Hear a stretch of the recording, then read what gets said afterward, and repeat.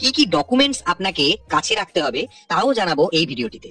Application প্রসেসটি প্রায় 15 দিন আগে শুরু হলেও ওয়েবসাইটটিতে এত বেশি ট্রাফিক যে কারণে অ্যাপ্লাই প্রসেসটা কিছুদিনের জন্য বন্ধ রাখা হয়েছে। এখন আবার অ্যাপ্লাই প্রসেসটি চালু করা হয়েছে। তো সিম্পল কতগুলি স্টেপস ফলো করলেই আপনার আমানত আপনি ফেরত পেয়ে যেতে পারেন।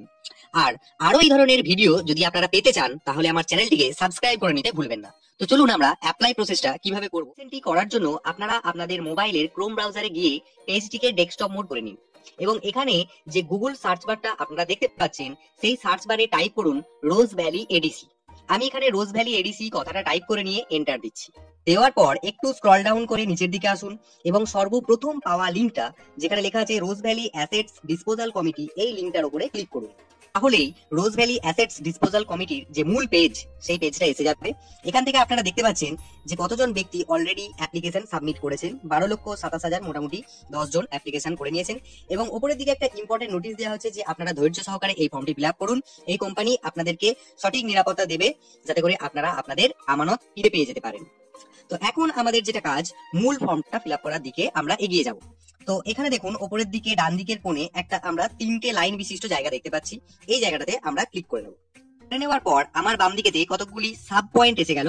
একটু স্ক্রল ডাউন করে আমরা সবার নিচের অপশন যেখানে লেখা আছে আপলোড সার্টিফিকেট, এই জায়গাটাতে ক্লিক করব। এটাই হলো আবেদনের মূল পেজ। সবার উপরের দিকে এখানে আমরা 3টে অপশন পাচ্ছি, ইনভেস্টরস, নমিনি এবং আদার্স। আপনারা নিজেই যদি এখানে বিনিয়োগ করে থাকেন তাহলে এই ইনভেস্টর চেক বক্সটিতে ক্লিক করবেন। যদি কেউ নমিনি হিসেবে অ্যাপ্লাই করেন তাহলে এই চেক বক্সটাতে ক্লিক করবেন এবং যদি আদার্স হয়ে থাকেন তাহলে এই চেক বক্সটিতে ক্লিক করবেন। করে নেওয়ার পর এখানে একটু স্ক্রল ডাউন করলে দেখবেন প্রথমেই দেওয়া আছে কোম্পানির নাম। এই কোম্পানির নাম আপনি কি করে জানতে পারবেন? এখানে সিলেক্ট করলে বা ক্লিক করলে অনেকগুলো কোম্পানির নাম আপনি দেখতে পাবেন। তো আপনি কোন কোম্পানিটার জন্য অ্যাপ্লাই করেছিলেন বা কোন কোম্পানিতে আপনি আমানত করেছিলেন সেটা জানার জন্য আপনাকে যেটা করতে হবে, আপনার সার্টিফিকেটটাকে নিয়ে সেখানে একটা জায়গা আছে। আমার ক্ষেত্রে আমি এখানে সবুজ মার্ক করে রেখেছি rose valley real estate and construction limited. এটা প্রত্যেকের ফর্মের জন্য আলাদা আলাদা বা প্রত্যেকের সার্টিফিকেটের জন্য আলাদা আলাদা হতে পারে। তো এখান থেকেই আপনারা কোম্পানির নামটা পেয়ে যাবেন বা সবার উপরের দিকে দেখুন রোজ ভ্যালি যে কথাটা লেখা আছে ওখান থেকেও আপনারা পেয়ে যেতে পারেন real estate and construction limited. তো ওখান থেকে নামটা সিলেক্ট করে নেওয়ার পর বক্সে লেখা আছে দেখুন ফার্স্ট ইনভেস্টরের নেম, অর্থাৎ যিনি ইনভেস্ট করেছেন তার নামটা এখানেতে ওই সার্টিফিকেট দেখে দেখে লিখতে হবে। আমি বোঝার জন্য সেই সার্টিফিকেটটা আবার আপনাদেরকে দেখাচ্ছি। এখন এই সবুজ মার্ক করা জায়গাগুলোতে যেখানে লেখা আছে this is to certify that mister slash missus, ওখানেতে ফার্স্ট ইনভেস্টরের নাম দেওয়া আছে। আবার তার নিচের দিকে name of the first or sole applicant, এই জায়গা থেকেও আপনারা যিনি ইনভেস্ট করেছেন প্রথম ইনভেস্টর তার নামটা এখান থেকে নিয়ে দেখে লিখে দেবেন। পরের বক্সে ওই ব্যক্তির বয়স কত সেটা আপনাদেরকে এখানে লিখে দিতে হবে এবং নিচের দিকে দেখুন রয়েছে জেন্ডার।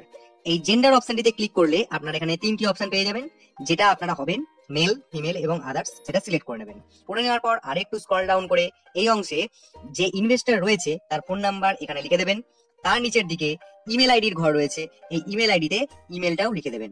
এখানে একটা জিনিস বলে রাখি, আগে কেবলমাত্র ফোন নাম্বার অপশনটা ছিল, ইমেল আইডিটা ছিল না। পরে সেটা আবার নতুন করে সংযোজন করা হয়েছে। এই ফোন নাম্বার এবং ইমেল আইডি লিখে নেওয়ার পর আপনারা এই ভেরিফাই বলে যে অপশনটি রয়েছে এখানে ক্লিক করবেন। সঙ্গে সঙ্গে একটা পপ আপ এলো যে ফোন নাম্বার এবং ইমেল আইডি ভেরিফাইড।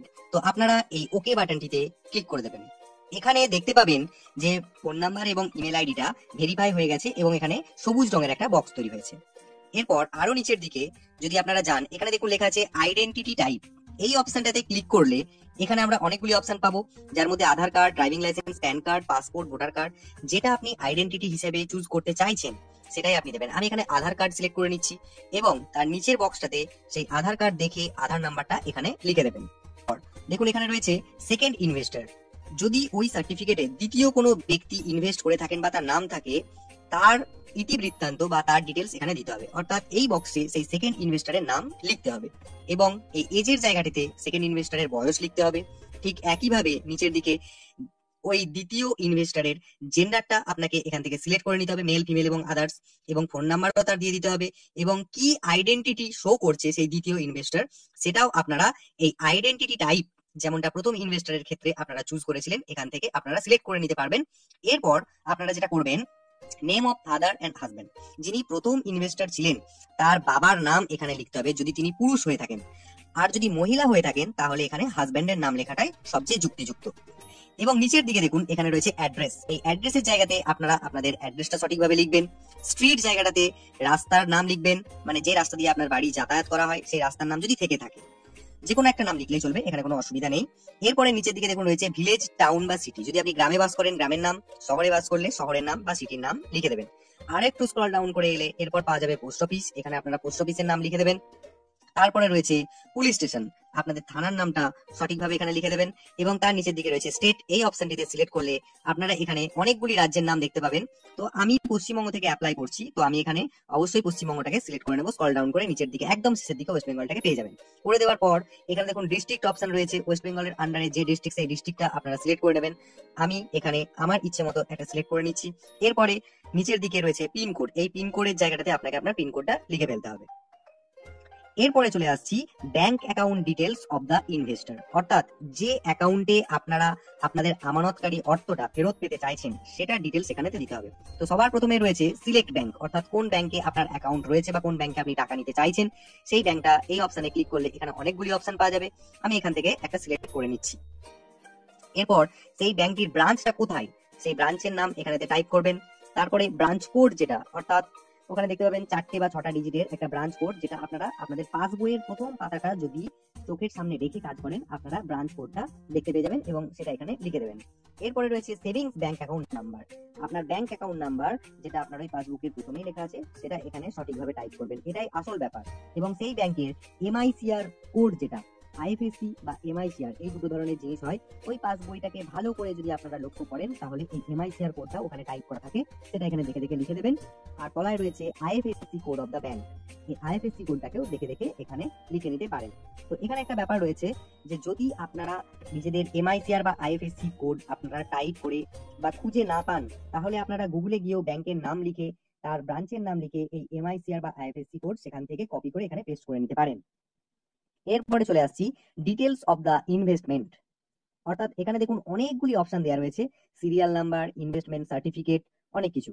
তো প্রথম যে বক্সটি এখানে রয়েছে ইনভেস্টমেন্ট সার্টিফিকেট নাম্বার বা বন্ড নাম্বার, এটা আপনারা কোথা থেকে পাবেন? তো সেই একইভাবে আপনাদেরকে সার্টিফিকেটটাতে নিয়ে যাব। এই অ্যাপ্লিকেশন নাম্বার বলে যে জায়গাটা আমি সবুজ মার্ক করে রেখেছি, এখানে কতগুলি সংখ্যা পাবেন, সেই সংখ্যাগুলি ওই জায়গাটাতে আপনারা পুট করে দেবেন। যে name of the certificate holder, অর্থাৎ যিনি ফার্স্ট ইনভেস্টর তার নামটাও এখানে লিখবেন। যদি কারোর সার্টিফিকেটে দ্বিতীয় কোনো হোল্ডার থেকে থাকে তাহলে তার নামটাও এখানে লিখতে হবে। এরপর রয়েছে ডেট অফ ইনভেস্টমেন্ট, অর্থাৎ কোন দিন আপনি আমানত করেছিলেন সেই তারিখটাও আপনি আপনার সার্টিফিকেট থেকে পেয়ে যাবেন। আমি আরেকবার সার্টিফিকেটটাতে নিয়ে যাচ্ছি আপনাদেরকে। দেখুন এখানে যে অংশটাই লেখা আছে অ্যাপ্লিকেশন ডেট, আমি সবুজ মার্ক করে রেখেছি। এখানে সেই ডেটটিকে যেমন ভাবে লেখা আছে ওখানেতে লিখে দেবেন, বা আপনারা চাইলে ওখানের ক্যালেন্ডার থেকেও ডেটটাকে সিলেক্ট করে নিতে পারেন। এরপরে রয়েছে অ্যামাউন্ট অফ ইনভেস্টমেন্ট, অর্থাৎ কত টাকা দিয়ে আপনি আমানত যে ফর্মটা সেটা সংগ্রহ করেছিলেন সেই ফর্মটাতে গেলেই ওখানেতে আপনার আমানত সংখ্যাটা দেখতে পাবেন, সেটা এখানে সংখ্যায় টাইপ করে দেবেন। এরপরে রয়েছে ডেট অফ ম্যাচুরিটি, অর্থাৎ কোন দিন আপনার এই আমানতটা শেষ হবে, যেদিন আপনি আপনার সম্পূর্ণ টাকা কিস্তি সহ পেয়ে যাবেন সেই ডেটটা আপনাকে এখানে লিখতে হবে। তো তার জন্য আমরা আবার সার্টিফিকেটটাতে চলে যাব। এখানে একদম নিচের দিকে এট দ্য এন্ড অফ দিয়ে একটা তারিখ দেওয়া আছে, এই তারিখটা ওখানে আপনাকে পুট করতে হবে বা ওই ক্যালেন্ডার থেকে সিলেক্ট করে নিতে হবে। এর পরের বক্সে দেখুন লেখা আছে received at maturity refunded by company if any, যদি আপনি এই সময়ের মধ্যে কোনো টাকা রিফান্ড বা ম্যাচুরিটি পেয়ে থাকেন সেই অ্যামাউন্টটা এখানে লিখতে হবে। আমার ক্ষেত্রে আমি কোনো টাকা ফেরত পাইনি, তাই আমি এই বক্সটাতে 0 লিখবো। এরপরে রয়েছে principal not refunded amount or claim, এই অংশটাতে যদি আপনারা আপনাদের যে প্রিন্সিপালটা দিয়ে আপনারা খুলেছিলেন আমানত, অর্থাৎ ধরুন আমার ক্ষেত্রে যদি 50,000 টাকা ওই ফর্মটাতে লেখা থাকে, সেই টাকাটা পুরোটাই আপনারা এখানে লিখে দেবেন। আমার ক্ষেত্রে 50,000, আপনার ক্ষেত্রে যদি 1 লাখ হয়, 2 লাখ হয়, যে অ্যামাউন্টটা হয় আর কি, অর্থাৎ টোটাল প্রিন্সিপালটা যেটা দিয়ে আপনি ইনভেস্ট করেছিলেন সেই জায়গাটা আপনাকে এই বক্সটার মধ্যে লিখে দিতে হবে। আর সবার শেষে রয়েছে অ্যামাউন্ট এন্টাইটেল টু গেট, অর্থাৎ আপনি কত টাকা ইনভেস্ট করে পাবেন সুদে আসলে সেটা আপনাকে লিখতে হবে। এটা যদি আপনার জানা থেকে থাকে তাহলে আপনি সেই অ্যামাউন্টটা লিখবেন, আর যদি জানা না থেকে থাকে তাহলে একটু আগে যে প্রিন্সিপালটা লিখলেন সেই প্রিন্সিপালটাই এই বক্সটাতে লিখে দেবেন, অন্তত যতটুকু রিকভার করা যায়। দেওয়ার পর এই কন্টিনিউ ফর ডকুমেন্ট আপলোড এই অপশনটিতে আমাকে ক্লিক করে নিতে হবে। এটাই আসল, যেখানে আপনি আপনার যে সার্টিফিকেট এবং অন্যান্য ডকুমেন্টস, পরিচয়পত্র সমস্ত কিছু আপনাদেরকে আপলোড করতে হবে 3 MBর মধ্যে। তো বর্তমানে দেখা যাচ্ছে সাইজ যাই হোক না কেন আপলোড নিয়ে নিচ্ছে, আপনারা সেটা কিভাবে করতে হয় সেটা আমি পরের পেজে গিয়ে দেখাচ্ছি। দেখুন এখানে ইনভেস্টরকে অর্থাৎ যিনি আমানত করেছেন তাকে কি কি ডকুমেন্টস আপলোড করতে হবে তার সেই পেজটি এসে গেছে। এখানে ইনভেস্টরকে টোটাল 6টা ডকুমেন্ট আপলোড করতে হবে, 1 2 3 4 করে সিরিয়ালি সাজানো আছে। তো প্রথমে দেখুন এখানে দেওয়া আছে অরিজিনাল সার্টিফিকেট অফ ইনভেস্টমেন্ট, অর্থাৎ আপনার কাছে ইনভেস্টমেন্টের যে সার্টিফিকেট কপিটা রয়েছে অরিজিনাল, সেটাকেই ছবি তুলে জেপিজি বা পিডিএফ ফরম্যাটে করে নিয়ে আপনাদেরকে যেটা করতে হবে, মোবাইলের বা কম্পিউটারের যেখানেই সেভ রাখুন না কেন, তার জন্য আপলোড করার জন্য আপনাদেরকে এই চুজ ফাইল এই জায়গাটাতে ক্লিক করতে হবে। ক্লিক করার পর আপনার মোবাইলের যে ফাইলটা রয়েছে সেখান থেকে সিলেক্ট করে নিয়ে আপনাকে এই আপলোড অপশনটিতে ক্লিক করতে হবে। ক্লিক করার পর এই আপলোডের জায়গাটা একটা সবুজ টিক মার্ক হয়ে যাবে। আমি সেটা আপলোড করে নেওয়ার পর দেখাচ্ছি। দেখুন এখানে একটা টিক মার্ক হয়ে গেছে এবং ক্যান্সেল অপশনটি এসেছে। যদি মনে হয় আপনার ছবিটি ভুল দেওয়া হয়েছে বা আপনি অন্য ছবি দিতে চাইছেন, তার জন্য আপনারা এই ক্যান্সেল বাটনটিতে ক্লিক করে আবার চুজ ফাইলে গিয়ে নতুন ফাইল আপলোড করতে পারেন। তো এইভাবেই একের পর এক প্রত্যেকটা ফাইল আপনাদেরকে আপলোড করতে হবে। তো দ্বিতীয় নম্বরে যেটা রয়েছে original copy of acknowledgement slip. তো এই জায়গাটাতে আপনারা কি করবেন, আপনাদের যে সার্টিফিকেটটা রয়েছে সেই সার্টিফিকেটের ছবিটাই ওখানেতে দিয়ে দেবেন। অরিজিনাল কপি অফ অ্যাকনলেজমেন্ট, যদি আপনাদের কাছে এই ধরনের কোনো অ্যাকনলেজমেন্ট কপি থেকে থাকে বা কোম্পানি যদি আপনাকে কোনো ম্যাচুরিটি বা রিফান্ডের জন্য কোনো কাগজ দিয়ে থাকে, সেটা আপনারা এখানে আপলোড করতে পারেন। যদি না থেকে থাকে তাহলে আপনার অরিজিনাল যে সার্টিফিকেট কপিটা আছে সেটাই এখানে আপলোড করবেন। চুজ ফাইলে গিয়ে ক্লিক করে ফাইলটাকে আগে সিলেক্ট করে নেবেন, তারপর আপলোড বাটনে গিয়ে সেটাকে আপলোড করে দেবেন। ঠিক ওপরেরটার মতোই এখানেও একটা সবুজ মার্ক হয়ে যাবে। তারপর 3 নম্বর যেটা করতে হবে অরিজিনাল অফ আইডেন্টিটি প্রুফ। এখানে আপনারা দিতে পারেন আপনাদের PAN card, Aadhaar card, voter card, driving licence, যেটা খুশি। আমি এখানে আধার কার্ড দিতে চাই, তাই চুজ ফাইলে গিয়ে মোবাইলে থাকা আধারের ছবিটিকে সিলেক্ট করে নেব এবং এই আপলোড বাটনটিতে ক্লিক করে নেব। এরপর রয়েছে 4 নম্বরে অরিজিনাল অফ অ্যাড্রেস প্রুফ। এক্ষেত্রেও আপনারা passport, voter card, Aadhaar card, driving licence, electric bill, telephone bill, ration card, যে কোনো একটা চুজ করতে পারেন। তো আপনি যদি মনে করেন যে আধার কার্ডই এখানে আপনার অ্যাড্রেস প্রুফের জন্য ব্যবহার করবেন, ঠিক আগের পদ্ধতিতে চুজ ফাইলে গিয়ে ফাইলটাকে সিলেক্ট করে নিয়ে শেষকালে আপলোড বাটনটিতে ক্লিক করবেন। এখানেও সবুজ টিক মার্ক হয়ে যাবে। অবশ্যই মনে রাখবেন এখানে প্রত্যেকটা ফাইল অবশ্যই আপনারা 2 থেকে 3 এমবির মধ্যে করে নেবেন। যদি 2-3 এমবির বেশিও হয়ে যায় বর্তমানে সেক্ষেত্রে কোনো সমস্যা হচ্ছে না। এরপরে রয়েছে photocopy of the front page of bank passbook. এই জায়গাটাতে আপনার ব্যাংকের যে পাসবই রয়েছে সেই পাসবইয়ের প্রথম পাতাটা একদম পরিষ্কারভাবে, যেখানে আপনার অ্যাকাউন্ট নাম্বার, নাম, IFSC code, branch code, MICR code, যেগুলো আমরা যেখানে ব্যাংক ডিটেলস আমরা পুট করেছিলাম, সেই জিনিসগুলো যেন একদম সঠিকভাবে থাকে এবং শেষকালে আপলোড বাটনটিতে ক্লিক করতে হবে। এরপরে রয়েছে ফটোকপি অফ চেক ফয়েল বা ক্যান্সেলড চেক ফয়েল। যদি আপনাদের কোনো চেক থেকে থাকে এবং সেটা ক্যান্সেল লেখা থেকে থাকে, মানে আপনি নিজেই সেটা করে নেবেন, ক্যান্সেল চেক যদি থেকে থাকে, তাহলে সেই ক্যান্সেল চেকটির ছবি তুলেও আপনারা চুজ ফাইলে গিয়ে আপলোড করে নিতে পারেন। সমস্ত আপলোড বাটনগুলো যখন সবুজ টিক মার্ক হয়ে যাবে তবেই আপনি বুঝবেন যে ফাইলগুলি সঠিকভাবে আপলোড হয়েছে। এবং সব শেষ আপনার অপশন যেটা, সেটা হচ্ছে যে আপনাকে এই সাবমিট বাটনটিতে ক্লিক করে নিতে হবে। দেখুন এখানে সমস্ত ডকুমেন্টস গুলি আপলোড করে নিয়েছি এবং প্রত্যেকটা চুজ ফাইলের পাশে বা ক্যান্সেলের পাশে দেখুন রাইট মার্ক হয়ে আছে, অর্থাৎ আমার ডকুমেন্টগুলি যথাযথভাবে আপলোড হয়েছে। সর্বশেষ অপশন সেটা হচ্ছে সাবমিট বাটনে ক্লিক করে দেওয়া। দেওয়ার পর আপনাকে একটু অপেক্ষা করতে হবে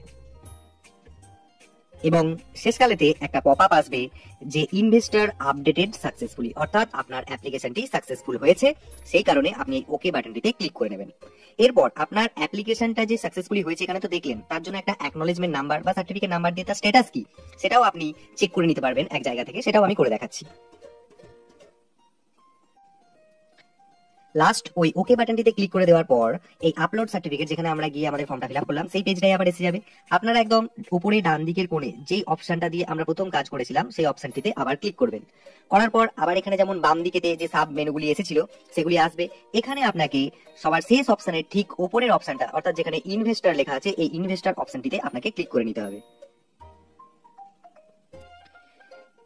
নেওয়ার পর দেখুন এখানে আবার একটা পেজ এসেছে যেখানে লেখা আছে ইনভেস্টর। আপনারা একটু স্ক্রল ডাউন করলে দেখবেন উপরে লেখা আছে এন্টার সার্টিফিকেট নাম্বার, অর্থাৎ আপনার সার্টিফিকেটে যে নাম্বারটি রয়েছে যেটা দিয়ে আমরা ফর্ম ফিল আপ করলাম সেই সার্টিফিকেট নাম্বারটা, আপনাদের সুবিধার্থে আমি আরো একবার সেই সার্টিফিকেটটাকে দেখিয়ে নিচ্ছি, যেখান থেকে আপনারা সেই সার্টিফিকেট নাম্বারটা এখানে পুট করে দেবেন।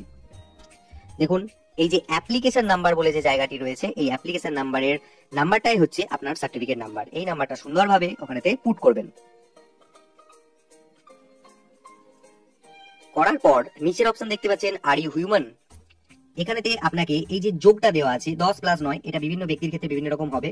তো এই যোগটা করে নিয়ে আপনারা এই ঘরটাতে বসাবেন। যদি মনে হয় যোগটা ভুল হয়ে গেছে তাহলে এই যে দুটো অ্যারো মার্ক দেখতে পাচ্ছেন এটাতে ক্লিক করে আবার নতুন যোগ আনিয়ে নিতে পারেন।